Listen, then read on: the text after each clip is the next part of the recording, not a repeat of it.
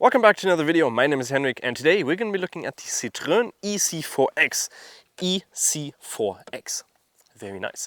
But this car is going to start as a non-electric version at 19,590 euros, which is fairly cheap. But if you get the electric version with the lowest motor, so 136 horsepower motor, it's going to set you back around 36,590 euros. But you can also get our test vehicle, which is going to cost you around 40,590 euros. But if you get the environmental bonus from Germany or from the German government, you're going to be looking at 4,500 euros less, so around 36,500 euros, which is fairly good considering the standard equipment that you get with the car. So let's start off with the design in the front. As you can see, we have the Citroën logo, which is fairly nicely integrated in here, and also some daytime running lights on the side, and also our LED lights in here, which always come standard, which is nice. So you get some LED lights in here. And one thing you got to say about the car, standard equipment on here is fairly decent, so 36,000 might actually not seem as much when you're considering the stuff you get in the inside, the outside for the car. Down here we have some more hard plastic, which is nice because it's obviously easy to replace and not going to cost you much if you mainly use it in the city. You can replace that for a cheap amount. Also under here we don't have a frunk, but we do have, let me quickly open it. We do have the smallest engine, so 136 horsepower. You're mostly going to be able to use 77 horsepower, and you also get 260 Newton meters. If you want to get the bigger engine, that's going to give you 156 horsepower, and that's also going to give you 270 Newton meters, so a little bit more, but it's all going to be front wheel drive. And this doesn't actually look like an electrical engine, it looks like a combustion engine, and you also don't have a frunk in here, so you're not going to have that much space to put your cables in there.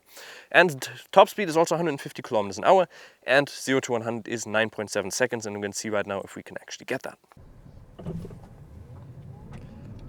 Okay, you got an initial punch. There we go, 60. Let's see how long it takes to get to 100.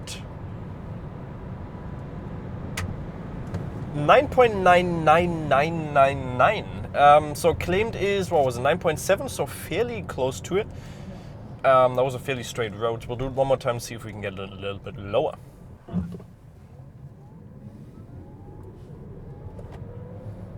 Doesn't actually feel that bad for 136 horsepower. So 10.61, that was somehow a slope of 1.6%, which I'm surprised by because this is a fairly straight road. Yeah, but best we did get was 9.99, and obviously it's not what the car is meant for. And on the side you can also see which trim level we have, because these 18-inch rims you can only get in the Max variant. You have the U, the Plus, the Max, and also the E-Series. E-Series is going to be the highest one, but the Max gives you these 18-inch wheels, which looks pretty cool, and they also have a braking distance of which we're going to test out now, because I don't know the braking distance, but let's see how fast we can actually get them from 100 down to 0. The car only weighs 1.586 tons, so it should be fairly good. Okay, that's a little bit more than I'd expect, to be honest. We did do one previously, which was 34 meters, so let's see what we got here. 37 meters. Why is it always when I drive, the braking is way worse? Is it because I wasn't in B mode? Yeah, okay. Okay, well, best we were able to get was 34 meters. So yeah, that's a little bit more. So 37 meters, not the greatest, still not bad, but 34 is definitely a lot better. And then let's move on further to the side. We can see that we do have the electric version with the E and also the double dots above them. So as our Germans say, the E, that's what it's called. Because we are on the Stellantis group, so we have the same platform in here, we have some features that are going to be similar to other Opel Astras that we already tested, or for instance the Peugeot 408. For instance, if we go a little bit far away from the car, it's going to give that beeping noise just like in any other Stellantis car. So that is one similarity. And you can also see we have automatically foldable side mirrors. We have blacked out windows in the back, and also keyless go for the front, which is nice. And we can also see on the back here we have our charging port. In here, because we have the smallest engine, we have a 50 kilowatts an hour battery. If you get the bigger one, you can get 54 kilowatts an hour battery. And you can see you can actually load this at a top speed of 100 kilowatts of low charging speed, which is fairly decent. That's going to allow you to go from 0 to 80% in around 30 minutes. We can do a loading test here in a second to see how good that is. And it's going to give you a claimed range of around, why that just close, around 354 kilometers if you get the lower battery version. You can also charge it at the wall box at 11 kilowatts, which is also fairly decent. That's going to be able to charge in complete around 5 hours. That's the only thing we've done so far. So let's actually see what our usage is and also how much or how fast we can charge it. Let's also take a look at the consumption that we have in here. We can see right now on the digital cockpit we have 70% left and we have 224 kilometers left of battery. If we go over to the fuel consumption, or not fuel consumption, the energy consumption, so the CV value of the car is also 0.29, so a fairly high CV value. And we have a range of around 354 kilometers. Let's actually see what we can get. So 70%, that's what we have left, and 226 kilometers. We can also press the button on the side here to change between the views, and we can see 16.2 kilowatts or kilowatts an hour is what we have been using, and that's in a total distance of 1,562 kilometers. So 16.2 claimed is around 15.3 done 14.9 kilowatts an hour. So a fairly decent range, but if you go over onto the Autobahn, you're definitely going to be using a lot more. For instance, we drove around 250 kilometers on the Autobahn and we got back with around 60 kilometers of range, which is not bad, but still it definitely drives up the consumption obviously a little bit. And on top of that, we only drove around 110 kilometers an hour because otherwise we wouldn't have made it home, which is not that great. So we did just do our loading test and we started from 37% and went up to 93%. That took us a total of 53 minutes, which is fairly long. And that is because we actually, if we look at the loading curve, which you can see right there, the loading that is claimed is around 100 kilowatts. We only got a max of 59. We did start at 37, so if you add around a 0 to 30% or 0 to 80%, that's what it's supposed to be claiming, those 30 minutes. But we definitely didn't get that, and the max, like I said, 59, and then it slowly went down, and when you're at like 80%, it only goes to around 11 kilowatts, so fairly slow. And we didn't actually load that much, so we only loaded 27.51 kilowatts an hour, which is not a lot. And that might be due to temperature. I mean, even though the temperature is perfect, 18 degrees, that's usually what you want to have when you're loading a car. So I really don't know what it depended on. But that's unfortunate we didn't get those 100 kilowatt. Also quickly, the dimension of the car, 4 meters and 60 long, so just like a Volkswagen ID.5 for instance. It's 1.52 meter tall, so not the highest, and 1.80 meter wide without the side mirrors. Side mirrors, which is fairly decent. But we do have this crossover SUV, that's why you also lose a little bit of headroom in the back and also don't have the biggest trunk due to the fact that you have this big window on the back. We can also see the lights here, they go fairly far to the side and then all the way to the back, which is a design feature I'm not the biggest fan of, but one thing I do actually like about this is the diffuser on the bottom. Looks fairly decent. Again, we do have plastic on here, but that's just going to allow for easy change if you, for instance, break it or something like that. You can see, well, design on the back. Let me know what you guys think of it. I'm not the biggest fan of design. Generally, I'm not the biggest fan of crossover SUVs because I don't really know why they exist, because they're not practical. They use a little bit of space. They're not going to be faster. It really just depends on it. We also have our camera down here, which is always out. We only have a rear view camera. We don't have a 360-degree camera, but it does actually have a pretty cool feature, which we're going to take a look at in a second. And one thing, for the rear lights, you only have them on the side here. So if somebody comes from the other side and doesn't see that you're backing up or doesn't see your light, well, I don't know, it's a little bit of a safety feature that I don't completely understand. We also don't have an electrical foldable or electrical open trunk in here, but we do actually have a fairly decent size in here considering that we do have a crossover SUV. You can see the loading lip in here is not the biggest, but therefore we have a loading capacity of 510 liters up to 1,360 liters, which is fairly decent. We're going to flip over the seat so you can see that right now. But we don't have any practical storage space on the side. So if you have small if you buy anything small, you don't have anything on the side where you can just easily pop them in. We do also have a little bit of storage space below here where we can put our charging cables in there. That's just going to allow for one cable because the other one is most likely not going to fit in there completely. You can also get a towing hitch on here, which is going to allow you to tow 61 kilograms. So you're not going to be able to tow anything, but you can, for instance, put, if you want to put some bicycles on there, you can put that on there. 580 euros extra that's going to cost you, however, so a little bit of a pricier stuff. But let's actually see the inside. And let's take a look at the inside, because in here we actually have a fairly good standard equipment, like I already said. One thing that we do have extra in here are these seats, which are, well, this fabric kind of fake leather, which is going to cost you 500 euros extra. They have an interesting design bar on the top here. I don't know if I really like this. It's also on the side doors. We'll look at that in a second here. But again, they are fairly comfortable. They do also have a massage function. They have heated seats and also electrical for the driver's side. And while speaking about the design, let's take a look at the side, because we can see that design continues in there. Fairly decent quality wherever you touch, but then door handle above that is going to be hard plastic. You'd kind of expect it at the price range, even though it's a little bit expensive. But if Volkswagen ID.5 had even more plastic. If we look at the center console, we do have this big infotainment display, which is nice. Let's actually also quickly turn this on so we can see a little bit more. Automatic climate control, we have some loading spaces down here, USB-C and a USB cable, 12-volt charging port down here, and some more storage space below that.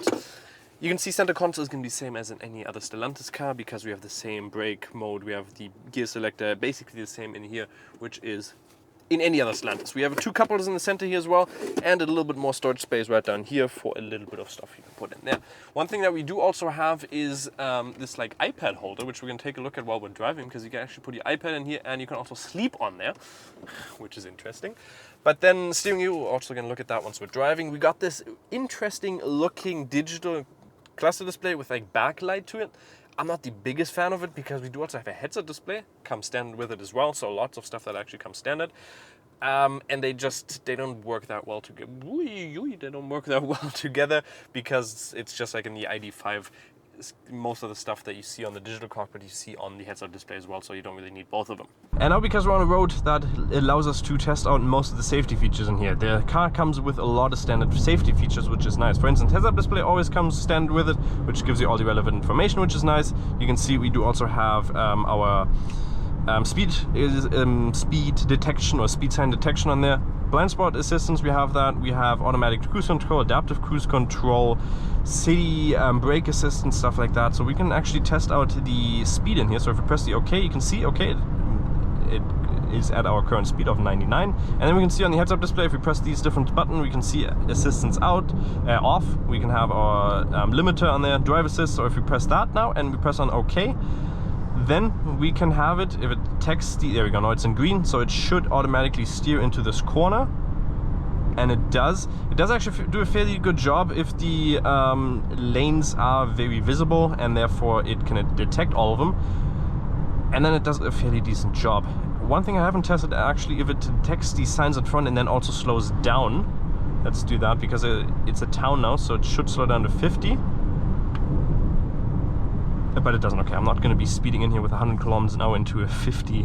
Okay, it did detect it now. Okay, so you have to press the OK button for it to automatically adjust down, so it doesn't do that automatically. But like I said, it works very good. We do have adaptive cruise control, like I said, so if you have somebody in front, it's obviously going to keep the distance, and it has been doing a fairly good job with that. So again, good for your driving comfort. And if you do want to change the views a little bit of the digital cockpit, you can, for instance, press the button on the side, just like in the other Stellantis car, and you can go into the power, or you can also go into the, well, assistant, basically, which is just going to give you a little bit of a different view, but it really doesn't change much. If you take a look at the infotainment display, it is fairly big and also comes standard, which is nice. And in here, if we have Apple CarPlay, Android Auto, wireless, which is also good. And again, same as in the end of the Stellantis car. You don't have any adaptive loading, which is a little bit hindering if you like that. But yeah, infotainment display works fairly decent, and it's basically all that you need to know. In the back, we do also have the same seats and also the same design. As you can see, we do again have that like white touch on there. Can you see it on the camera? Yeah, we got that white touch in there, and we got manual adjustable headrests, which is nice because sometimes they're just not adjustable at all, which is good. When it comes to the space that we have in here, we do have fairly good leg room, so space in here is fairly decent. Seating height is a little bit, well, could be a little bit, the bench could be a little bit higher, just so you can rest your leg on it, so your upper leg, which would be nice. Headroom is not that great, to be honest, because it's that crossover SUV, you're not going to have that much space. I'm around 5'11" or 1.80 m tall, and I'm almost hitting my head. The quality here is not the greatest, so you can push it in a little bit more to give you like around 2 centimeters more space. But we do have also a panoramic window in here, which you can't currently configure, but we do have it on here. But that is also, when you look at the quality here, yeah, the material up here is not the greatest, and definitely some cheap stuff in there. But the panoramic window doesn't go that far back, which is a little bit unfortunate. So you don't actually get to experience much when you're sitting in the back. In the center we do have we have USB-C and a USB down here and some climate control, but you can adjust the temperature. We also don't have heated seats in the back, we do have them in the front. Quality-wise, exactly the same as in the front, but you do have a couple of storage spaces here, but you're not going to be able to put a big water bottle in there. And also the center console here, you have 2 cup holders in there and a little bit of storage space down here. And another thing that's pretty cool, you can actually flip this over, so you can load 1 pair of skis to there or 1 plank, whatever you want to load in there. So a little bit of a nice touch in there. We do also have a fairly low turning radius of 10.9 meters, which is going to make it fairly easy to drive in city. Road noise is not that much, so tire noise is actually basically non-existent. The only thing that does exist a little bit is the wind noise. The wind noise in here is fairly big. That might be a little bit due to the fact that we also have a panoramic window in here. That's always going to increase the wind noise a little bit. But in the side here just sometimes feels a little bit loud. Top speeds are 150, and even at that speed, it's okay. You can have a good conversation in here, and obviously the wind noise is not going to be that loud that you're not going to be able to hear anybody in the inside, but it's going to allow you to have a fairly comfortable talk in here as well when going 150 kilometers an hour. But in here, ride quality, like I said, you also have a fairly good seating position, obviously because you can adjust it fairly good. It does feel fairly comfortable, and with the massage function and stuff like that, it's just going to give you good quality in general when driving. And these seats, 500 euros extra, but they're actually fairly comfortable and give you good butt support as well, which is nice. The other thing that's not so nice, however, is the steering wheel, in my opinion. It's a little bit uncomfortable to rest your fingers on there because you have this like fairly big how do you say it, like this plastic bit on the center, which is for all your assistance features, but it's just a little bit hard to rest your fingers on there, and in general the shape is just a little bit weird. When it comes to the steering in general, it just feels a little bit light, especially when you're going slow. The steering is very light, but in here you can see it's fairly direct, and it wobbles the car around fairly good as well. So the chassis in here is a fairly wobbly chassis, so nothing sporty that you're going to be allowing you to go fairly sporty on the corners. In general, you're not going to be driving this car anywhere sporty with 136 horsepower, which again you only get at some time. Usually you're going to be riding at 77 horsepower. Surrounding view in here is also fairly decent because that rear view window is actually very big. As you can see, it basically fills up the whole rear view window, which is nice. But one thing that is a little bit hindering is the D pillar in there. We do have a C and D pillar because there's a small window between them. If I have an opportunity to look here back in there in a second, you can see it is fairly big, that D pillar, which is gonna be a little bit intrusive if you're trying to park from backs or parallel parking. It's gonna be a little bit intrusive because you also do only have a rear view camera, not a full 360-degree camera, but in general, rear view or the surrounding view is fairly decent. And because it is again a Stellantis car, you do have these similar features in here. For instance, you do also have the drive modes in here. So if we press that, we can see in the digital cockpit we have Sport, Eco, and also Normal. If we go into the Sport, it's just going to allow you to give those full power all the time and just give you a little bit more of a direct steering feel, and normal stuff like that. And you can also, if you want to go full eco-friendly, you can go into the eco mode, and you can also press the B button, and you can see recuperation is going to be a little bit stronger, but it's not as strong as you might expect from other models. So the recuperation here is not the strongest, so you don't feel the biggest difference between normal driving and D and brake modus, which we're going to show here in a second as well. So here, if we go, now you can see recuperation in D, and then if I press B, it's not that much stronger. It definitely does have a little bit of recuperation, but it's not as strong as you can see, so it's definitely not a one pedal drive. And like I said, we do also have this like iPad holder in there. If you want to put that out, you can, there's like this iPad case in there, and if you want to adjust it or hold it up there, you can also open the other one up there, and then you can put the iPad in there. Yeah. It's a little bit hard, I gotta say, yeah. No, yeah. Oh. And there you go. And then you can theoretically watch some movies on there or whatever you want to do.